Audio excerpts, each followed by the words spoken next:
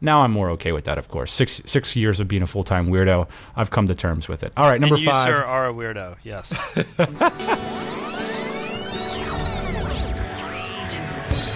Hey, podcast listener, even if you are alone in your entrepreneurial pursuit, know that today, right now in your earbuds, you are joined by thousands of entrepreneurs all around the globe seeking to do the same thing you are. If you want to know more about this program or this podcast, or want to get barraged by a lot of annoying pop-ups, check out our website, lifestylebusinesspodcast.com.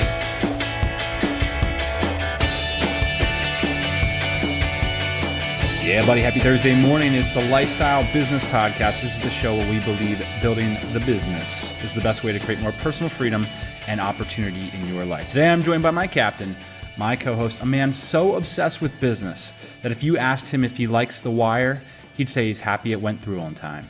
That's pretty good. Actually, I haven't watched too many episodes of The Wire, Dan. People tell me they're good, but I don't know about the TVs. Do you watch the TVs? Someone sat me down literally for like a half an hour and tried to convince me to watch The Wire, and I sort of said the same thing. If you guys stick around to the end of the show, we are going to talk about the business rocket fuel or kryptonite. We've got to talk about business partnerships. We've got to have an intervention. Because strategic partnerships like we've got, equity, arrangements, they can make or break a business. And we got to talk about how to do them right. All right, but first, let's talk about the news. I just want to take a brief moment to wish happy 4th of July to all our fellow Americans. It's a big day. I feel like we invented the firework. I'll have to Wikipedia that. Well, I know the Chinese make it, but I feel like we invented it. That's very American of us. We believe that anything good we've invented. It's sort of like, all the good Canadian actors are actually Americans. Yeah. Dan Aykroyd, he's American, right? He's American now. If he wasn't before, he certainly is now. Hey, I'm in the Philippines, man. I got to tell you what, I'm a Rolling Stone. I love living out of hotels. I think it's the rock star dream still. Couldn't help but to get on an airplane, and I want to give a big thanks to Chris Ducker. I'm actually in one of his conference rooms right now. His co-working space, Location 63, is fabulous if you're ever in Cebu City. Chris, he's such an inspiring guy to meet up with, and always have a blast meeting with Chris. And also met up with Dan Taylor. He mentioned in the DC that he was going to be down here in Cebu and just having a blast learning so much about throwing events. Dan Taylor, a cornucopia of entrepreneurial information. No blog, so I'm on him about that. You got to get on the blogs, Dan. Just absolutely love talking to you. So we're going to have Dan Taylor on Tropical Talk Radio tomorrow. And speaking of Tropical MBA, we are hiring. What? That's right. We had a phone call last week with Taylor, our director of marketing, and we just we need to grow the team. We need to get another smart person on. So if you're interested in coming to work for the boss man in particular, this person will have the red phone to Ian's desk. Check out Tropical MBA and give us an application. That's right. Really looking forward to filling this new position. And hopefully this person's going to be hanging out with us a lot in Vietnam. Yeah. So that's where the job will start. And then from there, who knows where to go. Hey, we got a great picture from Mark all the way from Rio de Janeiro. That's probably the most beautiful one we've received so far. Do check out the blog. And we love to receive your pictures to see LBP listeners listening to the show all around the world. We got a great 5-star review this week from Sylvan and Toronto, 6+. Something is wrong.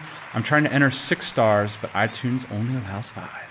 I've been in business for over 20 years, and it's frustrating that these whippersnappers can still teach me a lot. They have a natural way of explaining business processes, even though I still need to look up some of their modern lingo in the Urban Dictionary.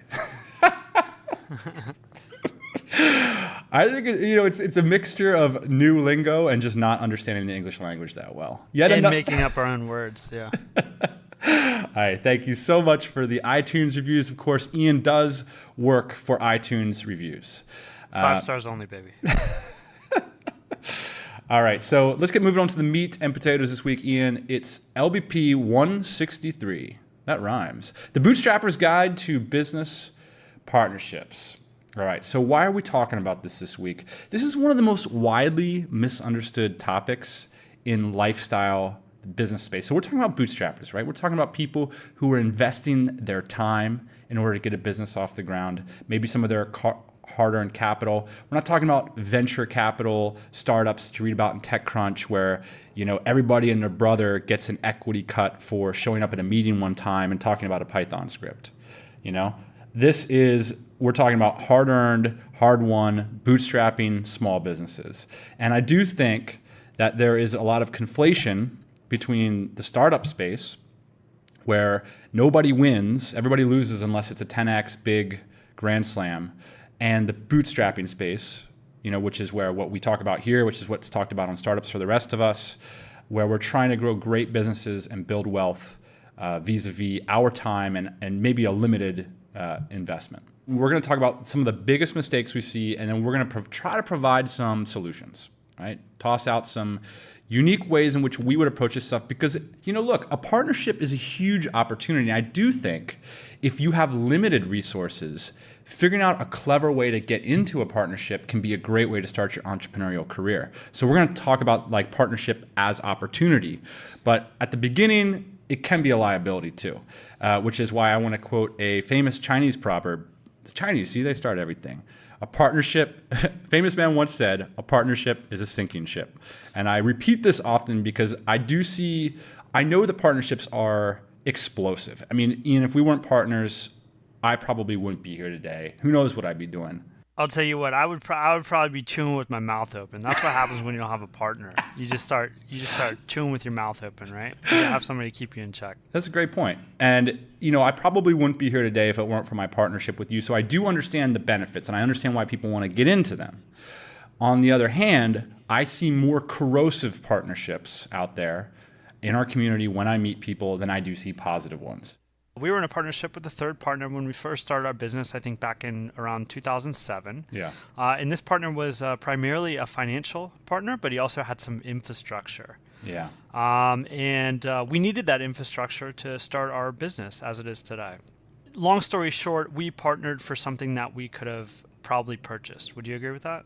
Yeah. There's a bunch of problems. One is that we were in a completely different financial position than this person. And that's okay if you're taking on a financial partner, but the amount of equity that we sacrificed was way too high for what we got in financial return. And so I think one of the biggest issues with partnerships is managing resentment. So there's a difference, I guess, in our situation between taking seed money or taking investment money and then actually taking on a partner for that seed money. Because what happens is you make that money back in 2 years, or in our case, I think it was actually less than that. You make the money back and then you have to continue to write the checks out to your third partner. Yes. For a service essentially that was rendered and paid off within the first year. Yes. So for us, we could have just taken out a loan and probably would have been in a better position because then we wouldn't have that kind of resentment writing those checks. Yeah, and this is the critical difference between traditional startups, 10x startups, and lifestyle businesses or bootstrap startups. Look, even if you're making $500,000 a year and you've got a 25% partner, that check freaking hurts. It hurts to write that every single year. And whereas when you're starting Tumblr, right, and you get bought out for 10 mil, yeah, okay, you write your $250, $500,000 check, or rather $250,000 check, and you've got your big cash win and you're out. But when it comes to that, every day you're on the phone, you're doing the hustle, and then you're just bleeding cash out to somebody who really did nothing but showed up with the funding. That's really difficult to do. And that's part of the reason why when people ask us, why don't you do a lifestyle business incubator? It's you don't incubate lifestyle businesses. You go out there, you get a loan, and you do them. And look, I'm not saying you can't have a money partner. What I'm saying is, don't overvalue that money, number one, and give yourself an out. We didn't have a clear plan for success. We never visualized, all right, let's say we're making that $500,000 a year. Who's getting all the money? What is everybody doing? What is the understanding at that level? And I think that's the biggest mistake we made in our story is we thought, hey, for all three of us, we thought it worked out just great at the beginning, right? Because we weren't making any money. It was better than our previous position. So we just thought, hey, that'll work out fine. Well, the second thing that you said there, I think, is maybe even more important, Dan, which is we didn't plan for success. So at first, it was a great arrangement, right? We had a nice little business on our hands, but we didn't plan on the kind of success that we're having today. And why would we? We were a bunch of bozos. Right. Yeah. All right, so let's talk about the biggest mistakes that people make. We already talked about partnering for something you could pay cash for. This is like a classic business partnership maxim, and I love it. Don't partner for something that you could pay cash for, because ultimately the equity is going to cost you more. And I think this is why in How to Get Rich, Felix Dennis he writes an entire chapter about equity and how critical it is, because that's what's really valuable if you're growing a business. It's the ownership that counts the most. And if you're building a successful business, it's going to cost you a lot. And if it costs you a lot and someone's not putting in a lot, you're going to build resentment, which is going to corrode the entire business. It's going to corrode the amount of effort that you feel comfortable giving to the project. And that's what we're trying to guard against. Ultimately, what's worse than wasting your money is wasting your time. Totally. It was heartbreaking for me to work on something when I cared about it like way more than other people cared about it. That sucked. Totally sucked. All right. Number 2 biggest mistake I'm seeing, Ian, is I'm seeing people partnering on side projects that require a ton of time. I'm just not a big fan of you've got a primary business or you've got a job and then let's do something on the side that requires time input. I think that's pretty small ball, man. I think, look, if you're going to do something on the side, you should be peeling off resources, whether that's sharing a list or a little bit of cash, or maybe someone on your staff can do something. But all the time I'm seeing people, oh yeah, I'm just going to do this, I'm going to do this. And I think people constantly overestimate how much they're capable of getting done. When you get in a partnership, you really have to make sure that you still have your flexibility, right? And I think a lot of people, they get in these like little side projects because they feel like it still affords them a lot of flexibility. So they're like, oh, I got my main thing going on here, but I'm just going to partner with Dan over here on this smaller project because I feel like it can pop me some cash and I'll still have my flexibility to work on my main project, right? Yeah. If you're partnering on a side project that demands your time, generally it demands it in a certain kind of modality, like, oh, well, I'll just do the sales for that. And the problem is, as entrepreneurs, like, first off, that's basically signing yourself up for a job. That's why I think this is this kind of thinking small ball. Like, really, you can't come up with a better way to spend your time than, siphon it off to all these side projects. You're going to change the way you're going to want to spend your time as your business and your career progresses. So I just don't see that as a sustainable. So I think you nailed it when you said that's not a flexible enough arrangement. That's why instead of focusing on partnering on side projects with your time, I'd focus instead on resources. So cash, staff, infrastructure, whatever. Number 3 mistake we see, partnering for emotional insecurity or fear. Dan, I want you to go down with my ship, basically. Look, I know that it's scary to start a business, and I know that it sucks to get through the dip by yourself. And that's why I'm all for accountability partners or for, group therapy sessions, whatever you can get your hands on. But if you're going to spend 50 cents on the dollar for this kind of thing, it's too expensive if that's the sole reason you're doing it. So, this is a tough one. This is one that I see people going for a lot, and I would advise against it. Number 4, partnering with somebody who has different financial goals and situation to you. This was another mistake, Dan, that we made at the beginning with our first partnership. Was we all weren't kind of on the same playing field. And I think you started to explain that. But one of our partners was much more wealthy than you and I were, right? And they had a family and they had some businesses going on and things like that. We were just in a different stratosphere, right? Yeah. And one of the cool things about our partnership, Dan, is we actually check each other quite often to make sure that our lifestyles are still kind of going in the same direction. And I think that's really important to our partnership because it means that we're willing to spend our money on kind of similar things, right? Partnering with people that you're going to grow together with, that you see yourself succeeding with down the line, I think is really important. Yeah, when we took on a new business partner, and we can talk a little bit about that, Jesse, and that was one of the questions that we all talked about openly. We needed to know where everybody was at. Because, it's like, my brother-in-law works for the government and he works in a high-level situation. And I said, man, what are they asking you about? Did you ever read the Quran or what's going on? And he's like, you know what they care about? Debt. Yeah, I think the exact question I asked Jesse was, so if we get sued for $100,000, can you help pay for that?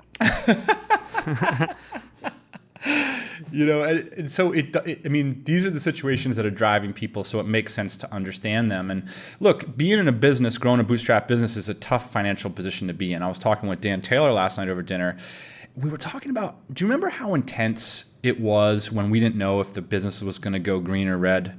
Remember how scary it was? Was this last week? Yeah. Is this what we were talking about last week? And when you're in that, like, literally you're putting everything into entrepreneurial survival. And then you've got one guy who doesn't even care about that, who a distribution doesn't mean much to him, or this or that. People have different goals, or people have debts, things that they need to get done. Meanwhile, you're trying to grow the business and they're trying to pay off the tax man. These are things that you need to account for in your business partnership because they're going to come home to roost. I saw a business relationship go south a couple months ago. One of my good friends, he got involved with a couple other good friends, and he was the only one in the partnership that had a full-time job. The other guys were pretty resentful about that because, well, number one, he would work less, but that was in part of the agreement. But number two, he had less to lose, right? So like these other guys, they were making their living off this startup, and he wasn't. He had a full-time job. That actually was the cause of the partnership dissolving, right? Is because they didn't feel like he had enough skin in the game. Whether or not that was true, it didn't really matter. That's the way they felt about it. Well, let's get moving on to the solutions then, Ian, because I was just talking to Dan downstairs about this, and he was telling me about a bunch of situations he's been in, and we kind of resolved this little maxim, which is that managing resentment is one of the most critical parts of sustaining any business relationship. And one of the things that the AdSense flippers, they have this great concept called the race of who can do less. And it often happens like if I see you maybe not working so hard and we're in a certain kind of business relationship, maybe what I'll do is start to back off of my input as well. And again, it's not about the money, it's about wasting your time. I mean, it's a shame to be in a situation where you're trying to figure out how you can modulate your input into these are our businesses, these are our passions, these are our work. And the last thing you want to do is have a structural situation that makes you feel like you need to be backing off. Right. One of the things that we did when we just started a recent partnership, Ian, is we created an MOU, a memorandum of understanding. And actually, Jesse said that to me. And I was like, what's an MOU? I had to go wiki that stuff. And this is a document that's extremely clear. All right, Ian, there's a few key parts to our MOU. The first one is it lists all the partners, what their input is in terms of resources. It describes the nature that input will take. So, if you expect someone to work 5 hours a week on the business, you better say stuff like that. Of course, we're trying to stay away from the time inputs because we're very sensitive to that. Instead, we're focusing on resources, deliverables, and results. And the other thing, it basically states the principles under which the business is going to operate, the kind of business you want to achieve, the kind of results you want to achieve, and different benchmarks. So for reevaluation. So look, Yes. Things change quite often. At the beginning of the business, it might be no problem that I spend X money flying to meet somebody about the new business. But 2 years from now, I might want that to be expensed on the business. Well, at what point are you going to discuss those issues? And what we've got revenue benchmarks in place. So it's like, hey, at monthly revenue X, we've got to sit down to talk about X. And so those are the kinds of details that are included in our MOU. And I mean, it's just a great structure for conversation to have it out at the beginning so it doesn't turn into this resentment kind of thing. Oh, what's he doing? It's on the document. And of course, the hope is that this thing hockey sticks and it's worth all of our time. But I think the idea is that expectation is set out at the very beginning, that we're concerned about these issues and that they need to be on the table for discussion. Yes. All right, so that brings me to another solution that we've used in the past, and we've called the marriage model partnership. I asked my mom, I don't know who it was, my mom or somebody told me that if successful relationships require you to put your partner first. But basically the way it works is that we are not allowed financial interests outside of our umbrella corporation. Our umbrella corporation has a process, the way that we interact together. It has SOPs that regards to financial, to human resources, to the ways in which we discuss things about business. And look, you can't go get an apartment complex in Detroit. You can't go start a business blog on the side. If you start iansrandommusings.com, I get 50% of that unless otherwise discussed. Yes, and we talked about this a bunch of times, Dan, and the reason actually isn't because I don't want to watch you get wealthy or you don't want to watch me get wealthy. It's so we both get wealthy, right? And also so we're both incentivized to work on projects that we feel are valuable, right? So if I want to go start a speed shop in Miami, we're gonna have a real heart-to-heart discussion about whether or not that makes sense for us as partners with relationship to the projects that we got going on and the income that we got going on. So it doesn't mean that I can't go start that speed shop. It means that it has to be in the best interest of the relationship. Yeah. And, I think the marriage model is also this idea of like, these businesses are big deals. And we do recognize that by partnering, we get so much more, rubber to the road. We get a lot more resources on these projects. And so we have that incentive to identify things that we both can participate in. I want to talk about one more thing about the marriage model here, Dan, too. And I think this is important. I was actually talking to Jimmy Hayes of Manal.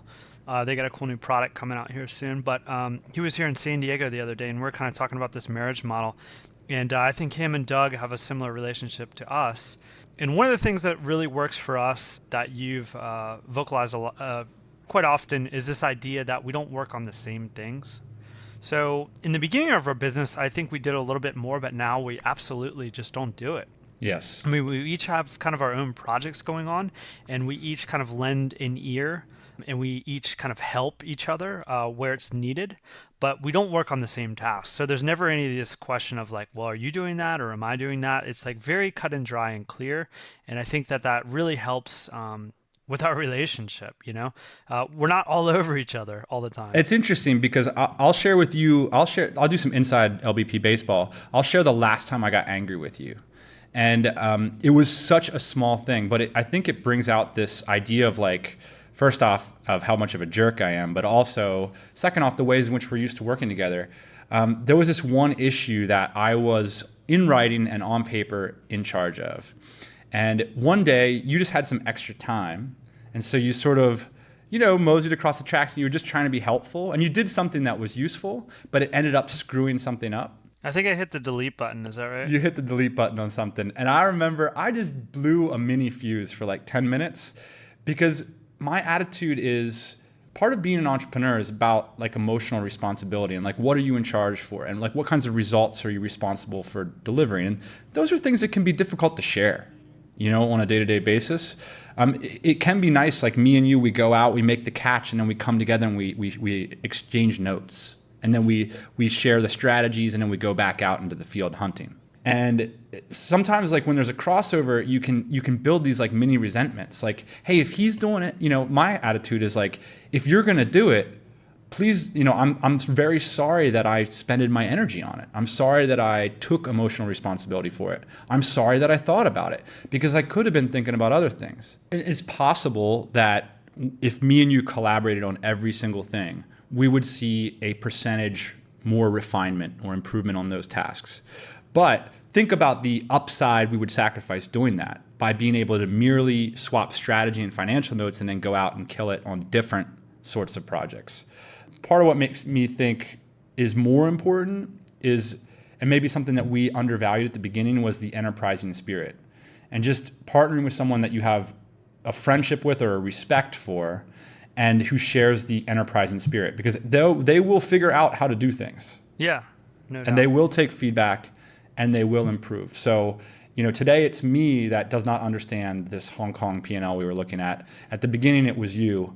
But at no point during the entire relationship did it matter, because it's more a matter of, what are we doing? Why are we doing it? How are we going to get it done?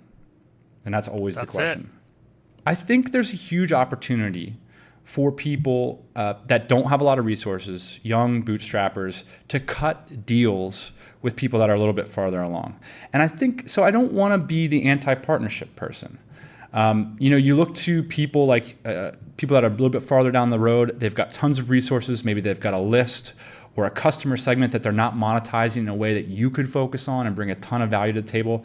I think there's a lot of value in proposing limited partnerships or joint ventures that have a timeline. Maybe they have a, look, let's try this out for this. And then, you don't have to seal the ultimate deal, which is anxiety producing at the beginning. Start with one deal, build trust, build the relationship, and then you could have a new business on your hands by leveraging what someone else has already got. So I do think that there's an opportunity for that kind of thing. Boom, little JV. Little JV. All right, man. I think we're well team. Let's get moving on to just the tips. Instagram. Didn't understand the whole picture thing. It's not the way that I communicate. Here's the steak I just ate. Instagram. But they added the video feature to fend off the incursion from Snap or the incursion from Vine, or I don't know what the strategy is. All I know is that now I love Instagram because going and seeing the interface is beautiful, and seeing my friends, seeing videos from their life, it's like a window into their world. It's almost spiritual. It's crazy. Since we're partners, I feel obligated to tell you something. People are talking behind your back, Dan, about the amount of filters you apply on Instagram. What's that mean? You can only apply I'm just saying. One, you can maybe you're being very generous with the filters, and maybe you just need to turn it down a notch. Dude, this is a word on the street, man. I've had a couple people tell me about your filter problem on Instagram. You can only put one filter on the photo on Instagram. So I don't know what they're talking about. Maybe I'm just catching the light right, buddy. Noted. All right, so another couple quick things I want to mention. I've started traveling over the last month with a rubber band, with one of those like a GoFit large workout rubber bands. And I found that like for pull and row exercises, it's very difficult to work out your back when you're on the road if you don't have machines. And this is cheap, travels well, and super fun. You can get a full body workout, do the convict workout with the GoFit Superband. So if you're a traveler and you're looking to get a little bit more workouts in, definitely recommend that. And finally, speaking of traveling, Gmail offline, Ian, I've done the testing.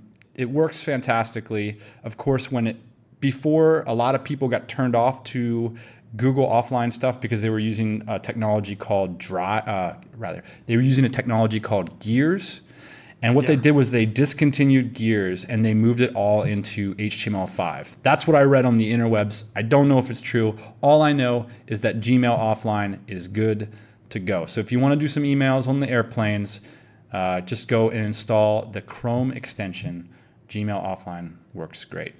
Hey, Dan, we might be getting a little long in the tooth here, but I just wanted to add one more tip that I noticed. We are a Gmail team. We use Google Apps for Business, and we also use Google Docs. And one of the things that we were doing the other day, and we have this document or rather the spreadsheet in Google Docs, and we were going through the revision history, which is something that we do often because it's kind of this living document. Turns out Google reserves the right to delete revision history at any time without notice. So went back 6 months and they had started to snip it. I think they call it snippet. So be careful if you're keeping your data in Google Docs. It might not be there forever. Great tip, buddy. And an ode to you, good sir. The music today, I know how much you like country. This is the Nitty Gritty Dirt Band with a little ditty called Partners, Brothers, and Friends. And I would call you R3, good sir. Oh, thank you. Happy 4th of July, everybody, and we will see you next time. Yeah, to all our good friends out in the audience, we hope you'll join us next Thursday morning on the LBP. Booyah. Hey everybody, thanks for listening. Don't be shy, we've got a mailing list. Check it out at lifestylebusinesspodcast.com. Go there, get yourself signed up, and we'll keep you up to date on everything we do, plus give you immediate access to episode 1 through 100 of the LBP. It is the cheapest way to fly business class on your next international flight. We'll see you next Thursday morning.